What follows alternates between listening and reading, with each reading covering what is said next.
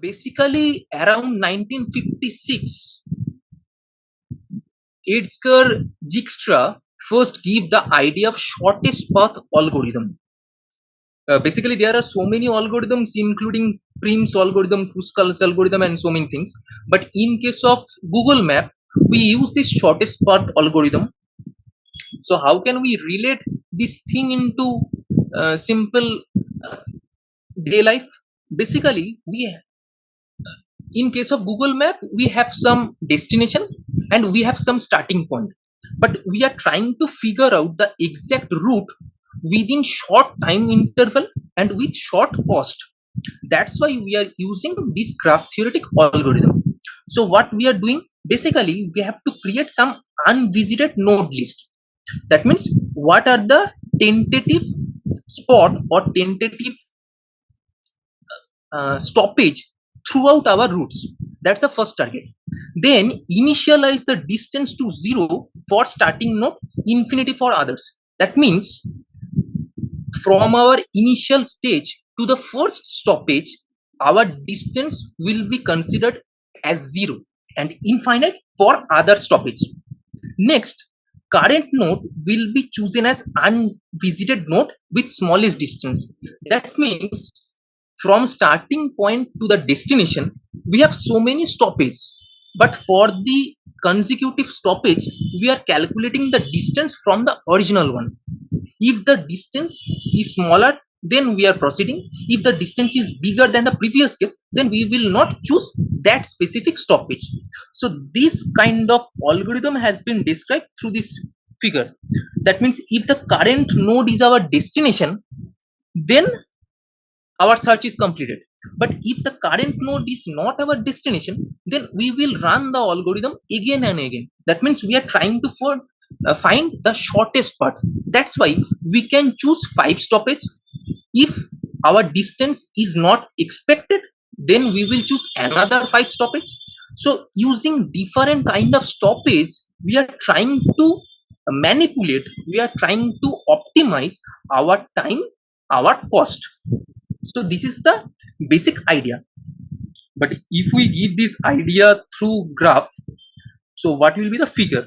So first case, give the idea of optimum costing. Suppose there are 6 vertex v1, v2, v3, v4, v5, v6. We are trying to figure out the optimum cost to reach v6 from v1. There are so many options, but we have to get the optimum cost. So how is it possible? Basically, this tabular form gives the idea of distance from the original one and which node has been visited and which is unvisited. That's why for the first row, v1 distance is 0. That means the distance from v1 to v1 is trivially considered as 0. But for the second case, if we go to v3 from v1, then that cost will be 4. And if we go from v1 to v2, that cost will be 9 units. So obviously we are trying to get the optimum cost, that means minimized cost. So obviously we will reach v3. We will not choose the way out for v2 because that cost is much greater than the first case. That's why from v1 we will move into v2. Next, we have so many options. From v3 we can go for v2, we can go for v4, we can go for v5. But if we go for v2, then what will be the total cost from beginning? That will be 4 plus 2, that will be 6. But if we go for v4, that will be 4 plus 1, that means 5. And for the third option, v1 via v3 to v5, that will be 4 plus 6, that means cost will be 10 units. So obviously optimum cost will be 4 plus 1 for the second option. That's why we will consider v1 to v3 then v4. That's why the cost will be optimum. And similarly, after reaching out v4, we have to think about the next target. What will be our next target? We have to reach v6. But how it's possible? If we go from directly v4 to v6, that cost will be 8 units. But if we want to make some break journey, then in that case, via V5, that cost will be 4 plus 2, that means 6. So this tabular form gives the idea of optimum cost from this beginning vertex, that is V1 to V6. So initially the cost was V6, initially cost was 6 units for V2. After reaching V3, that cost will be 4. So we will choose this path V1 to V3. Then we will go for V4. That means V1, then V3, then V4. Then V4, we will think about some break journey. We will not go for the direct route from V4 to V6. Because in our practical day life, to optimize some timing, to optimize some cost, we can choose some easiest way out via auto. That's why we ignore bus or any kind of other public transport, because auto or taxi is much faster than others, or even we can choose metro. So in every case, we are trying to figure out our break journey planning as well as the optimum cost. So in every case, either uh, seriously or casually, we are using this idea of graph theoretic notion, and Google Map use the shortest path algorithm like this. So this is the way out for optimum cost. And for the second thing, what is the optimum route? So there are 5 vertex A, B, C, D and E. We have to choose the optimum route, how it's possible. So if we start from A, then timing from A to B will be 6 hours or 6 minutes, and timing for A to D will be 1 hour or 1 minute. Suppose hour is our considerable units. So for the first case, timing is 6 hours, and for the second case, timing is 1 hour. So obviously we'll choose this route, that is from A to D. Next, we have to go the ultimate destination. So from D, there are so many alternatives.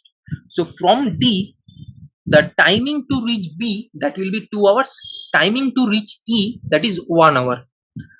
But we are trying to get the idea of optimization in every situation, every aspect. So that's why from D, we will move into E. So we have started from A, we have gone to D, and then we will reach E. So ultimately, for the first 2 cases, the timing is very short. Then reaching after E, what will be our target? We can go for B, we can go for C. But if we go for B, then that distance will be 2 units. If we go for C, that distance will be 5. But ultimately, if we consider alternative options in every situation, we have to calculate what is the previous timing and what is the current timing. So we have to add those things. If the current value is lesser than the previous one, then we will proceed, otherwise we will not proceed. So that's why the tabular form has been mentioned here. So ultimately, in this figure, we can choose the optimum path as A, from A to D, then E to C. So A, D, E, C. This is our optimum route in this type of example. There are so many examples, and we can elaborate this thing in details, but I'm not interested to get in the hardcore computer theoretic idea and complex mathematical notion here. That's why I have given this idea of Dijkstra algorithm and shortest path algorithm. For the first case, we can apply this graph theoretic notion to get the optimum cost, and for the second case, we can apply the same algorithm to get the optimum route. That's why in case of Google mapping, even in case of Facebook searching or Google page ranking, we can apply this same kind of algorithm to get the nearest link up. In case of Google page rank, if we employ this idea of shortest path algorithm, then we have to get some connections between vertex and edge, that ultimately we are using this kind of algorithm. So we are mentioning some nodes, we are connecting those nodes via some lines or edge, and then we are applying this shortest path algorithm. So this is a fantastic application of mathematics. A graph theoretic application has been mentioned here.